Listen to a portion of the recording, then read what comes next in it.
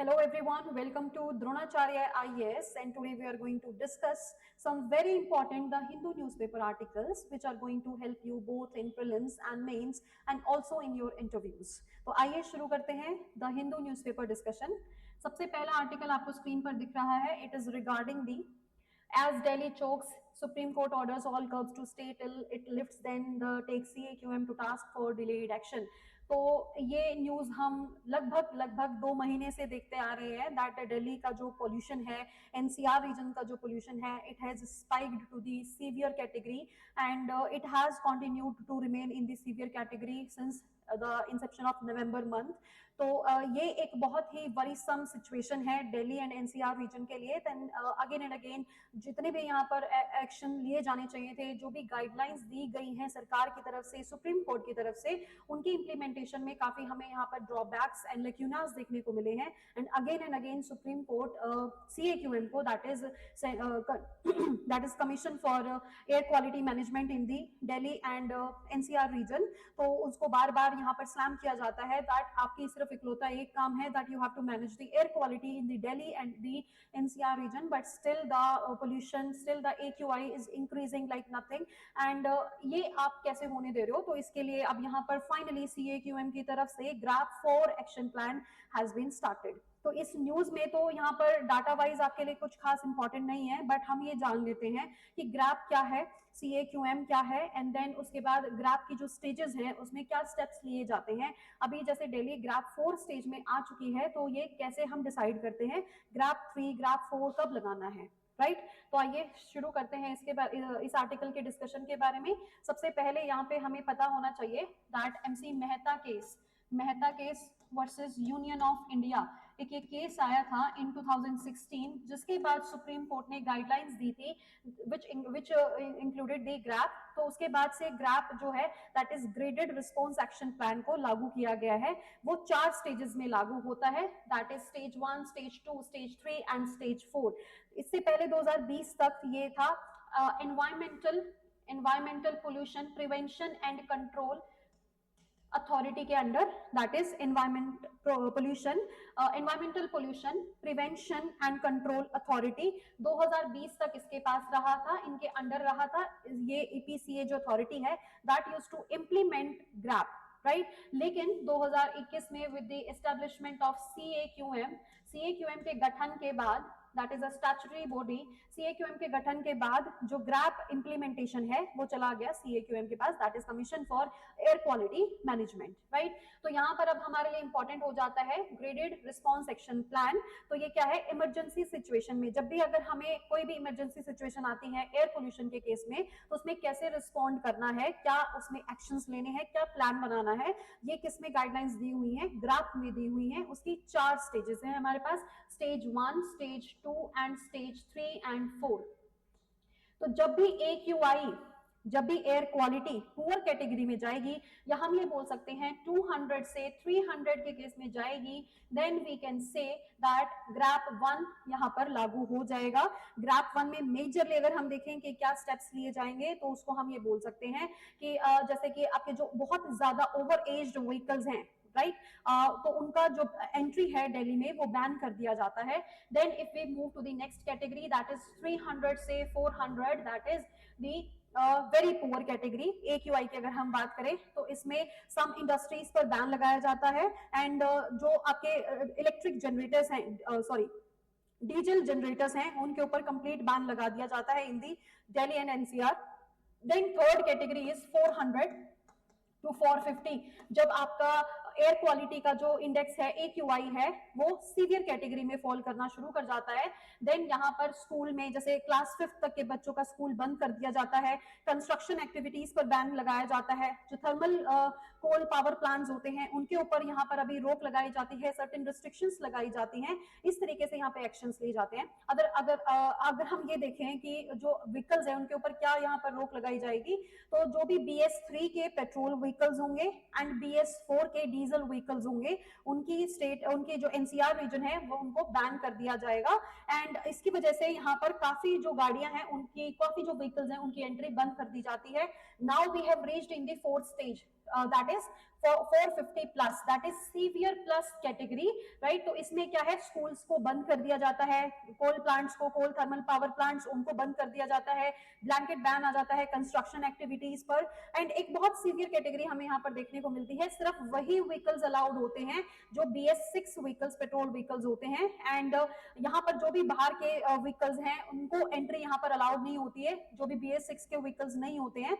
And yes you can से कि जो एसेंशियल कमोडिटीज के व्हीकल्स हैं वो अलाउड होते हैं, लेकिन जैसे कि दिल्ली के जो व्हीकल्स हैं वो भी जो आपके BS6 व्हीकल्स हैं, और अगर हम ये बोल सकते हैं कि CNG व्हीकल्स हैं, इलेक्ट्रिक व्हीकल्स हैं, उनकी मूवमेंट अलाउड होती है। आपने बहुत बार सुना भी होगा कि ऑड एंड इवन एक फॉर्मूला चलता है दिल्ली में ड्यूरिंग द विंटर मंथ्स की, आज सिर्फ ऑड नंबर की गाड़ियां चलेंगी, आज सिर्फ इवन नंबर की गाड़ियां चलेंगी। तो ये सारे एक्शंस जो लिए जाते हैं, प्लान्स लिए जाते हैं, they are according in consonance with the GRAP stage 4, right. तो ये एक सर्टेन क्राइटेरिया रखा गया है, सर्टेन गाइडलाइंस दी गई हैं कि बाय चांस अगर AQI 450 भी जंप कर जाता है तो क्या हमें एक्शंस लेने हैं, या फिर अगर 200 से भी ऊपर जाता है तो क्या एक्शंस लेने हैं, because it is a fundamental right of every human being, right, in the right to life. Right to life के अकॉर्डिंग हर एक इंसान की, हर एक इंडियन की ये हक बनता है that he or she has to live, she can live in a pollution free environment. तो उसके अंडर यहाँ पर सुप्रीम कोर्ट यहाँ पर ये एक्शंस ले सकते हैं, उनसे पूछ सकते हैं, क्वेश्चन कर सकते हैं कमीशन से कि आपने क्या एक्शंस लिए एंड कैसे आप काम कर रहे हो स्टबल बर्निंग को रोकने में, या जो पोल्यूशन है दिल्ली एंड NCR रीजन में उसको रोकने में। तो यहाँ पर एक बहुत ही एक डिसहार्टनिंग एक सिचुएशन हमें देखने को मिलती है। They said that AQI in the courtroom was 994।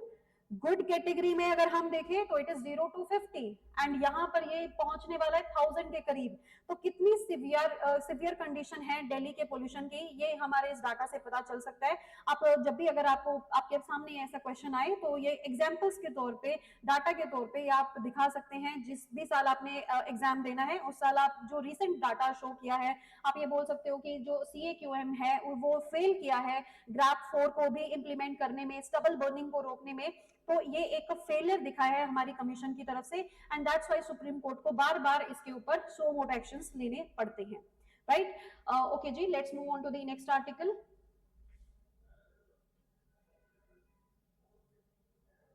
Just a second. Yes, यहाँ पर एक छोटा सा आर्टिकल आपको देखने को मिलेगा। It is regarding the anti microbial resistance, that is full form of the AMR। AMR is a rising problem. WHO ने तो ये तक बोल दिया है कि जो ग्लोबल थ्रेट्स हैं उनमें 10वें नंबर पर क्या आता है, AMR, that is anti microbial resistance. AMR क्या है? जब भी आपकी बॉडी में कोई इंफेक्शन होता है, you tend to take some antibiotics over the from the pharmacy and you take them and the infection is cured even if it is a fever or any other infection. तो जब आपकी body में जो pathogens है या micro organisms हैं जो infection कोज कर रहे हैं उनको ट्रीट करते हैं एंटीबायोटिक्स के साथ। तो जब ये माइक्रो ऑर्गेनिजम्स रेजिस्टेंस डेवलप कर लेते हैं टुवर्ड्स दीज एंटीबायोटिक्स, तो हम बोलते हैं they have developed anti microbial resistance. उनका क्या है, माइक्रोबियल रेजिस्टेंस डेवलप हो गया है, राइट। माइक्रोबियल जो रेजिस्टेंस है that has developed, that has grown in the pathogens, in the micro organisms, जिसकी वजह से जो हम एंटीबायोटिक्स लेते हैं वो उसको रेजिस्ट करते हैं, वो उसको नहीं अपने ऊपर काम करने देते एंड दे परसिस्ट, उसको सॉल्व नहीं कर पाते हैं हम, right. So this is the main reason. यहाँ पर बोला गया है कि जो चेन्नई बेस्ड, यहाँ पर एक ये तमिलनाडु में चेन्नई बेस्ड कोविड-19 की एक लैबोरेटरी है, तो यहाँ पर ये बोला गया है कि उस लैब को हम यूज कर सकते हैं in the research of the AMR, right. तो AMR वैसे इन जनरल अगर हम उसके कॉजेस के बारे में जानना चाहें तो कैसे कोज होता है, सबसे पहला रीजन तो यहाँ पर बोला गया है over prevalence of the diseases, prevalence की बहुत ही लंबे समय तक वो डिजीज चलती रही है। दूसरा क्या है, पब्लिक हेल्थ का ओवरबर्डन होना। जब पब्लिक हेल्थ जो सिस्टम है उस पे ओवरबर्डनिंग होती है तो sometimes it leads to late diagnosis, and जब तक उसको डायग्नोज हम करते हैं उस डिजीज को तब तक वो एक रेजिस्टेंस डेवलप कर चुकी होती है, वो माइक्रो ऑर्गेनिजम्स रेजिस्टेंस डेवलप कर चुके होते हैं, जिसकी वजह से एक AMR जैसी प्रॉब्लम हमें देखने को मिलती है। तीसरा एंड द मोस्ट इंपॉर्टेंट, हर एक कॉमन मैन के लिए भी एक बहुत इंपॉर्टेंट एस्पेक्ट है, judicious injudicious use of the antibiotics. क्या होता है, कई बार हम खुद ही डॉक्टर बन जाते हैं, हम जाते हैं फार्मेसी में एंड फार्मासिस्ट के पास हम कहते हैं ये एंटीबायोटिक्स दे दो, हम ठीक होना शुरू होते हैं एंड वो उसका कोर्स होता है 3 डेज 5 डेज एंड इस तरीके से, राइट। जैसे तो हम अगर एंटीबायोटिक ले रहे हैं तो we start to feel fine, जो भी हमें दिक्कत है परेशानी है वो ठीक होनी शुरू हो जाती है एंड जैसे ही वो ठीक होती है हमें ये लगता है हम ठीक हो गए, अब हमें दवाइयों की यहाँ पर कोई भी जरूरत नहीं है। अगर हमें दवाइयों की जरूरत नहीं है हम दवाई लेना बंद कर देंगे, लेकिन अगर उसको बंद कर दिया बीच में, अगर वो पूरा कोर्स नहीं किया एंटीबायोटिक्स का, then there is a chance कि जो आपकी बॉडी में माइक्रोब्स हैं वो कंप्लीटली खत्म नहीं हुए हैं एंड उसकी वजह से क्या होता है कि वो रेजिस्टेंस डेवलप कर जाते हैं। बार बार अगर आप ये चीज अपनी बॉडी के साथ रिपीट करेंगे तो अल्टीमेटली जो माइक्रोब्स हैं आपकी बॉडी में जो रह गए हैं, कंप्लीट ट्रीटमेंट नहीं हुआ है, they might develop a resistance, जिसकी वजह से आप ये बोल सकते हो you might suffer from the antibiotic antimicrobial resistance, right? So this is an important article, you must read it, and antimicrobial resistance is also very important for your mains exam, ठीक है, उसको आप कवर करिएगा। Okay जी, let's move on to the next article, very important article. In a previous video also we have discussed about this article, which is regarding the Chennai Vladivostok Maritime Corridor. It is operational since the end of last year, that is 2023 December से it has become operational. ये क्या है? Vladivostok is located in the far east of Russia. You know Russia is a very big country. Whenever we see it on a map, बहुत दूर eastern side पे Vladivostok जो एक जगह है वो लोकेटेड है, राइट। तो एक चेन्नई से व्लादिवोस्तोक को कनेक्ट करता हुआ एक हमने मैरीटाइम ट्रेड कॉरिडोर डेवलप किया है, इनॉग्रेट किया है लास्ट ईयर एंड जो ऑपरेशनल स्टेज में है, राइट। तो अभी उसी की बात चल रही है इस आर्टिकल में। एक दूसरा कॉरिडोर की भी यहाँ पर बात चल रही है, that is India middle east European economic corridor, इसकी यहाँ पर बात चल रही है। इन दोनों कॉरिडोर्स को हम डिटेल में डिस्कस करेंगे। सबसे पहले इस आर्टिकल में देख लेते हैं why it is in news, क्योंकि यहाँ पर Sagar Manthan that is important maritime dialogue, जो अभी पहला जो उसका सेशन हुआ है, पहला हम कॉन्क्लेव बोल सकते हैं, कॉन्फ्रेंस डायलॉग पहली बार अभी यहाँ पर हुआ है एंड इसको कौन यहाँ पर ऑर्गेनाइज कर रहा है? This is organized by the ORF, that is observer research foundation. यहाँ पर अगर हम बात करेंगे ये it was in with the aid of ministry of the port shipping and waterways. तो यहाँ पर ये इनॉग्रेट किया गया है, इसमें लगभग 60 से ज्यादा कंट्रीज ने पार्टिसिपेट किया है। इसका मेजर एम क्या था? It was aimed at improving the maritime connectivity, maritime trade and maritime routes. इन सब को लेकर जो भी यहाँ पर डायलॉग होगा, कुछ डिसीजंस होंगे, उन सबको हम ये रिलेट कर सकते हैं। पहली बार यहाँ पर 2024 में ये सागर मंथन हुआ है। आपको क्वेश्चन में पूछा जा सकता है व्हाट इज सागर मंथन, तो it is an ocean maritime dialogue, जो भी डिफरेंट कंट्रीज में यहाँ पर ये हुआ है और अब ये इस साल का पहले था।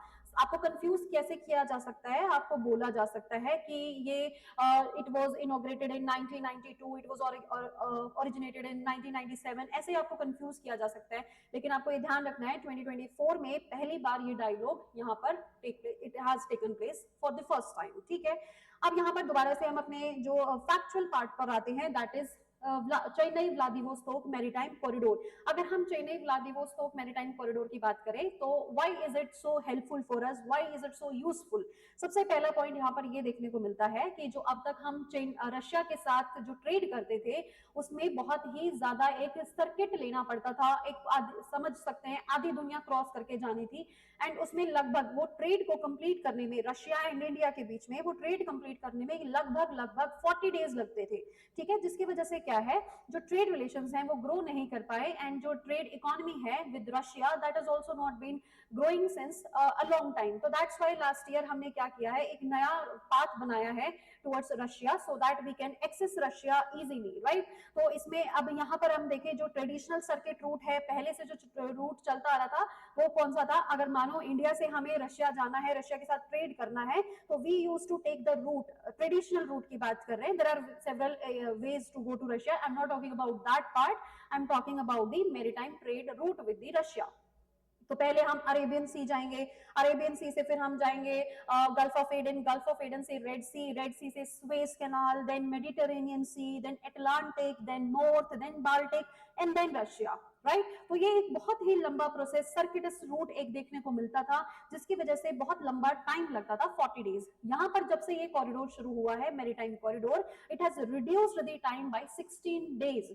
24 डेज में ही आप रशिया में यहाँ पर पहुंच सकते हैं। It is going through the you can say Strait of Malacca से जाते हुए, and we go through the Sea of Japan, and then we reach the Vladivostok, right. तो ये आपका जो अभी नया मैरीटाइम कॉरिडोर बना है, it has reduce the time to a very great extent, जिसकी वजह से क्या हेल्प होगी, जो ट्रेड की जो कॉस्ट लगती थी, जो आपका टाइम लगता था, उसमें रिडक्शन देखने को मिला है। जैसे कि आप ये बोल सकते हैं, you can save on the fuel come use होगा। एक कहाँ 40 दिन का फ्यूल यूज होना था, एक कहाँ 24 दिन में फ्यूल यूज हो रहा है, तो उसमें भी कॉस्ट में गिरावट देखने को मिलेगी, जिसकी वजह से ultimately जो trade relations हैं, they are going to improve, they are going to increase, and also we can have a strategic position, strategic influence in the Pacific Oceans also and in the eastern side also, right। तो ये जो आपका यहाँ पर importance देखने को मिल रहा है ऐसे कॉरिडोर से, इनसे क्या होता है, आपका जो bilateral trade relations हैं with any country, they increase, they help in growing of the economies as well। ये तो थी हमारी रशिया के साथ जो हमने चेन्नई व्लादिवोस्तोक कॉरिडोर की बात करी। एक दूसरा कॉरिडोर भी आपको यहाँ पर देखने को मिलेगा, that is IMEEC, right. yes, here it is, IMEEC, that is India Middle East European Economic Corridor, right। तो ये G20 में लॉन्च किया गया था, इसको प्रपोज किया गया है, एंड इसके ऊपर अभी काम चल रहा है। Different countries are involve in it, but this is important because बहुत कम कंट्रीज इसमें अभी इन्वॉल्व है। तो आपके लिए इंपॉर्टेंट है, आपको ये भी जानना जरूरी है कौन कौन सी कंट्रीज इसमें पार्टिसिपेट कर रही है। तो राइट, तो ये it was announced in the G20 summit, and it is going from, अगर हम कंट्रीज की बात करें तो यहाँ पर ये इंडिया से जाएगा UAE, it includes how many countries, India, then India से हम जाएंगे यूएई, यूएई से Saudi Arabia, then Israel, Jordan, and then will be going to Greece, and Greece से होते हुए एक, this does not only include the maritime trade route, it also include the railway routes also। तो Greece पहुंचने के बाद maritime trade से हम ग्रीस पहुंचते हैं, एंड देन उसके बाद रेलवे रूट से हम इटली एंड फ्रांस को भी यहाँ पर इंक्लूड कर रहे हैं। तो these are all the important countries included in this. आपको ये आर्टिकल खुद भी रीड करना है। तो जैसे हम यहाँ पर देख रहे हैं, तो it goes from India to UAE, Saudi Arabia, Jordan, Israel, and 3 European countries जो कि हैं Italy, France and Greece, right. तो ये एक इंपॉर्टेंट मैरीटाइम कॉरिडोर है। आपसे पूछा जा सकता है which all countries are included in it, and ये कब इसको इनोग्रेट किया गया था, ये ऑपरेशनल है या नहीं है। तो अभी तो ये प्रपोजल स्टेज में था, एंड इसके ऊपर अभी काम चल रहा है, राइट। रेलवे लाइन भी इसमें यहाँ पर इंक्लूड है, रेलवे रूट भी इंक्लूडेड है, एंड इसकी वजह से क्या होगा, हमारे जो ट्रेड रिलेशन है with Europe and also with the Russia, दोनों ही इंक्रीज होने वाले हैं, राइट। तो ये एक होलिस्टिक आर्टिकल हमने डिस्कस किया है, 2 कॉरिडोर्स डिस्कस किए हैं, इनको आपने रिवाइज करना है, याद करना है। Let's move to the next article. यहाँ पर कैग की बात करी गई है, new CAG has been appointed. तो अगर हम अपॉइंटमेंट की बात करें, कैग एक यहाँ पर कॉन्स्टिट्यूशनल बॉडी है, we all know that CAG is a constitutional body, and it is the position पे जो भी अपॉइंटमेंट होती है, appointment is done by the president, and जो ओथ है वो भी प्रेसिडेंट ही यहाँ पर एडमिनिस्टर करते हैं। दूसरी बात अगर हम देखें, जो रेजिग्नेशन है, रेजिग्नेशन भी ये प्रेसिडेंट को ही देंगे। और अगर हम इनकी रिमूवल की बात करते हैं, I know you must have covered it in your polity section, but we are just giving it a quick revision. तो अगर हम रिमूवल की बात करते हैं, इनका रिमूवल होता है similar to the Supreme Court जजेस। सुप्रीम कोर्ट के जज का जैसे रिमूवल होगा, वैसे ही इनको हम रिमूव कर सकते हैं। मतलब एक टेडियस प्रोसेस है, ऐसे ही नहीं है कि आप उनको जाके यहाँ से हटा सकते हैं। मेजर जो इनके यहाँ पर हमें जो भी आर्टिकल्स देखने को मिलते हैं, दे आर 148 से 151, जितने भी आर्टिकल्स आपको कॉन्स्टिट्यूशन में देखने को मिलेंगे, they will be related to the CAG, appointment, resignation, removal and duties. तो अगर हम ड्यूटीज की इंपॉर्टेंट बात करते हैं, तो ड्यूटीज में आते हैं यहाँ पे ऑडिटिंग। इनका काम क्या है, ऑडिटिंग करना, ठीक है। तो ऑडिटिंग किसकी कर सकते हैं, auditing they can audit the accounts of central government, of the state government, and any other authority or any other establishment or any other property जिसमें फंडिंग जाती है गवर्नमेंट्स की तरफ से, राइट। तो सभी के अकाउंट्स को ये ऑडिट कर सकते हैं। They can have the checks and balances on the accounts of the government, so that the proper budgeting can be done, proper spending, proper investments can be made with the help of accounting, right. तो ये इनके major यहाँ पर काम होगा। तो अभी new CAG and new CGI दोनों ये अपॉइंटमेंट्स देखने को हमें मिल रही है इस साल नहीं। तो आपके लिए इंपॉर्टेंट है ये आर्टिकल्स ऑल्सो, इनकी अपॉइंटमेंट इंपॉर्टेंट है, and overall CAG and CGI, Chief Justice of India, they are important for you, right? Okay ji, let's move on to the next articles now. Okay, very important article. SpaceX Falcon 9 deploys India's satellite into orbit. Important. यहाँ पर इसरो ने ये satellite launch नहीं किया है, ये ध्यान रखना है. We have taken the help of private company that is SpaceX of Elon Musk. Everybody must be knowing SpaceX. तो एलॉन मस्क की ये कंपनी है. तो वहां पर हमने फाल्कन 9 जो रॉकेट है उसकी हेल्प से हमने ये सैटेलाइट को लॉन्च किया है. We have launch this satellite that is GSAT-N2 या फिर हम इसको GSAT-20 भी बोल सकते हैं.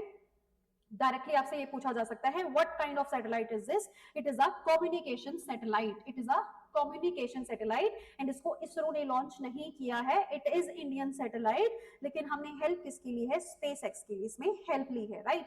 तो स्पेसएक्स फाल्कन 9 रॉकेट की हेल्प से हमने इसको लॉन्च करवाया है. अब इसमें इंपॉर्टेंट पॉइंट्स हमारे लिए क्या है? ये कौन सी ऑर्बिट में गया है?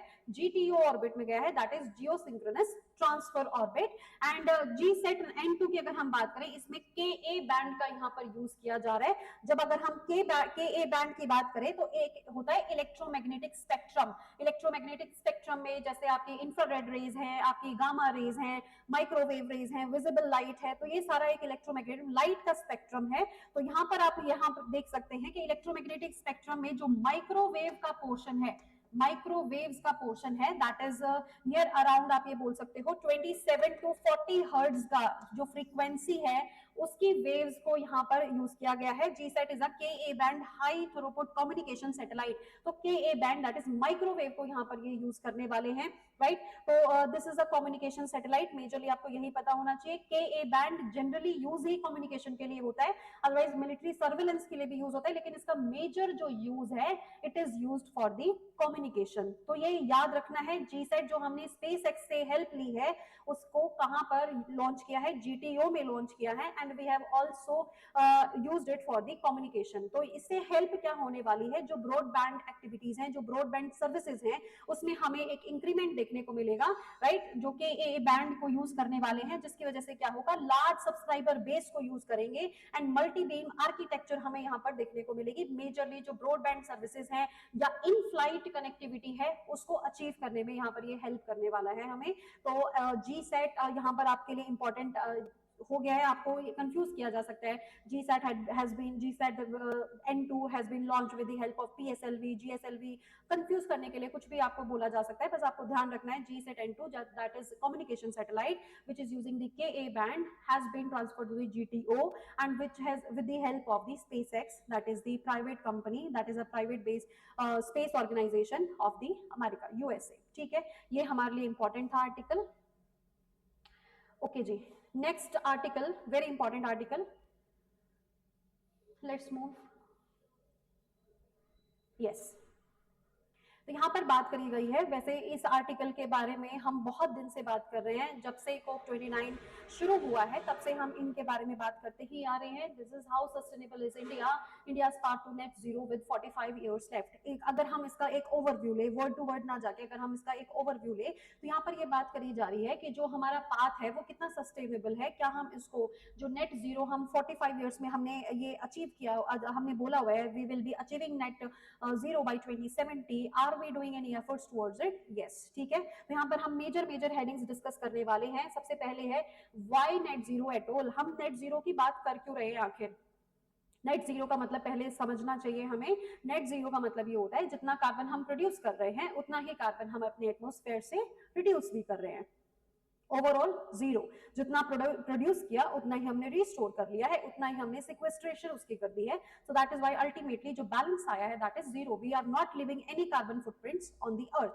तो यहाँ पर बोल रहे हैं कि why net zero at all, चाहिए क्यों? क्योंकि जो क्लाइमेट चेंज इवेंट्स हमें देखने को मिल रहे हैं, ड्रास्टिक एंड एक्सट्रीम इवेंट्स देखने को मिल रहे हैं, उसकी वजह से ये बहुत ही लाजमी हो गया है. Now we have to take some actions to decrease the carbon emissions, to decrease the carbon footprint so that the temperature of the average the average temperature of the earth that should be below 1.5 degree Celsius.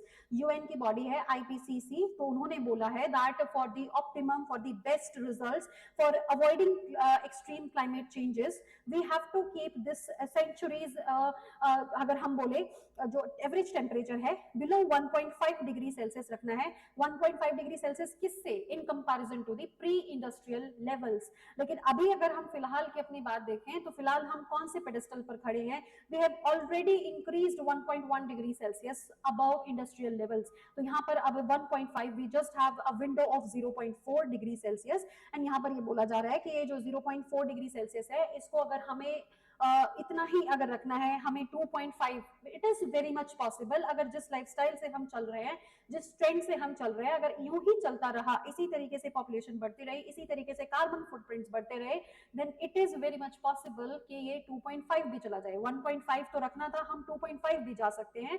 तो उसकी वजह से हमें drastic climate events देखने को मिलेंगे. तो ये है रीजन हमें नेट जीरो को रखने का, नेट जीरो टारगेट रखने का. दूसरी यहाँ पे बात करी गई है, इस नेट जीरो इक्विटेबल? क्या ये इक्विटेबल है? इक्विटेबल का मतलब यहाँ पर क्या बोला गया है कि क्या सभी कंट्रीज यहाँ पर बराबरी पे हैं? नो, बिकॉज इंडिया के पर्सपेक्टिव में अगर हम देखें तो इंडिया का जो पर कैपिटा फुटप्रिंट है, हमने अभी ग्लोबल कार्बन बजट में भी डिस्कस किया था, जो हमारा इंडियंस का पर कैपिटा फुटप्रिंट है, that is very less in comparison to the average per capita of the world. पूरी दुनिया में हम शायद से सबसे नीचे आते हैं in the production, in one of the lowest, not the lowest but one of the lowest carbon footprints जो छोड़ते हैं, राइट. हमारे जो पर कैपिटा कार्बन फुटप्रिंट्स है, they are very very low. So that is why यहाँ पर equity नहीं आती है, इक्विटेबल हम नहीं बोल सकते हैं. We expect, developing countries expect कि जो डेवलप्ड कंट्रीज हैं वो हमें फाइनेंस भी करे, वो जो भी हमें ट्रांजिशन करना है इकोनॉमी में, we need some financing, we need some external help, otherwise this net zero is not achievable on our own. ये पॉसिबल ही नहीं है, because we have to take care of our economic growth also, we have to take care of the sustainability also. तो दोनों को साथ साथ में चलाने के लिए वी हैव डेवलपिंग कंट्रीज या अंडर डेवलप्ड कंट्रीज या poor countries need help of the developed countries, जिन्होंने ये जो प्रॉफिट है, जिन्होंने ये अपना फायदा उठाया है, जिन्होंने ये डेवलपमेंट करी है, that was on the basis of this environment only, because they release so much of carbon emissions, they release so many of the harmful green house gases, जिसकी वजह से वो आज डेवलप्ड है. सो दे हैव टू पे for it now, right. ये है equitable के पार्ट में. नेक्स्ट इज यहाँ पर एक छोटी सी बात करी गई है कि जो इंडिया का साइज, इंडिया ना एक कंट्री ऑफ कंट्रीज है, मतलब इंडिया के अंदर डिफरेंट डिफरेंट कंट्रीज रह रही हैं. जो हमारा लाइफस्टाइल चेंज हो रहा है, like we are imitating the western lifestyle, we are over using the vehicles, we are over using the ACs and we are over using everything, जिसकी वजह से क्या हो रहा है कि इंडिया की जो सस्टेनेबिलिटी है, इंडिया कितना सस्टेन कर सकता है as a nation, as a ecosystem, as a environment. अगर हम इंडिया की बात करें तो इंडिया की जो पॉपुलेशन है वो उसको सस्टेन नहीं कर सकती वेस्टर्न लाइफस्टाइल को. We have to change our sustainability, we have to change our consumption patterns. तो यहाँ पर यही बात करी है, न्यू कंजम्पशन कॉरिडोर की हमें बहुत ज्यादा जरूरत है फिलहाल. We have to have better designed buildings, we have to have, because जो अभी हमारे सस्टेनेबिलिटी है, अगर हम ऐसे ही चलते रहे तो इट माइट बी पॉसिबल कि हम बहुत ही जल्दी डिग्रेड करना शुरू कर देंगे, एंड वी माइट नीड, जिस हिसाब से हमारी पावर कंजम्पशन जो हो रही है, ये पॉसिबल है 2070 तक, 2070 जब हम चाह रहे हैं नेट जीरो हो जाए, तब तक शायद से ऐसा हो सकता है हमारी जो पावर डिमांड है that goes up to 10 times, present time से 10 टाइम्स. जिसके लिए अगर हम बात करें रिन्यूएबल के, हम तो चाहते हैं रिन्यूएबल हो जाए तब तक, तो रिन्यूएबल में बोल रहे हैं कि शायद से यू माइट नीड 5500 गीगावाट. अभी हमारा टारगेट क्या है 2030 तक 500 गीगावाट, तो कह रहे हैं कि 5500 गीगावाट आपको चाहिए होगा अगर आपको अपनी प्रेजेंट डिमांड कंटिन्यू रखनी है और ऐसे ही पॉपुलेशन राइज रखना है. then you might require somewhere near around 5500 giga only of solar. I'm just talking about solar, not the other renewable जो आपकी पावर्स है. ठीक है, तो यहाँ पर यही बात करी गई है कि डिमांड एंड सप्लाई मेजर्स की मेजर क्या लेने चाहिए, राइट. तो मेजर की बात अगर हम यहाँ पर करें तो डिमांड साइड जो मेजर्स हैं, अगर उसमें हम यहाँ पर देखें कि जो बिल्डिंग्स हैं उनको थोड़ा सा थर्मल सस्टेनेबल बनाना चाहिए, कि जिसमें एसीज की जरूरत ना हो, दिन में लाइटिंग की जरूरत ना हो, थोड़ा सा जो पावर कंजम्पशन है वो कम हो, व्हीकुलर जो हम अगर हम यूज करते हैं तो एनर्जी एफिशिएंट अप्लायंसेस का यूज करना चाहिए, एयर कंडीशनिंग का कम यूज हो, एंड साथ में अगर जो हमारा व्हीकल है, ट्रांसपोर्ट है, उसमें हम या तो पब्लिक व्हीकल्स की बात करें या फिर हम नॉन मोटराइज्ड व्हीकल्स की बात कर सकते हैं। इंटरसिटी ट्रैवल में जब हम non motorised vehicles, electric vehicles का यूज कर सकते हैं, राइट। एंड डाइटरी जो चॉइसेस हैं, हमारी डाइट है, उसमें भी हम डिफरेंट चॉइसेस यहाँ पर यूज कर सकते हैं।